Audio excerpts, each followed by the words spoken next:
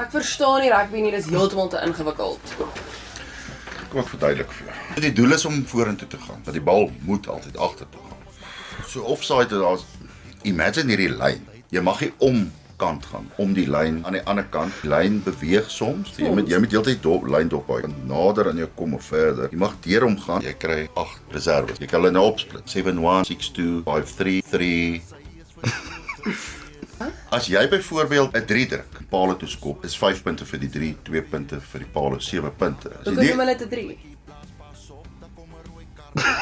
Die skram byvoorbeeld, is vir die vette ouens. Die maar ouens moet nie skram nie, hulle is agter, maar hulle moet vinnig wees. Die ou maar ouens skram ook baie keer in 'n los skram. Jy kyk, 'n lyn staan werk anders as 'n skram. 'n Skram mag jy skeef ingooi. Eintlik nie onder die hakers of jy gooi sommer onder die slot se voete. Maak dit sin. Ek leer baie by hom hoor. As jy byvoorbeeld oor jou eie paal skop, dan is dit 3 punte vir die ander span. Glo jy? Sê nou maar, hulle skop 'n appie en jy spring vir die bal en die ander ou spring vir die bal, maar as hy nou opspring, moet jy eers wag vir hom. So jy mag eintlik die bal vang. Met wag dat hy hom vang, terugkom en dan hom duik, want as jy hom in die lug duik, dan is dit geel kaart en 'n rooi kaart. Of ja, of by jy kan altyd ook kry. Verstaan jy? Nee.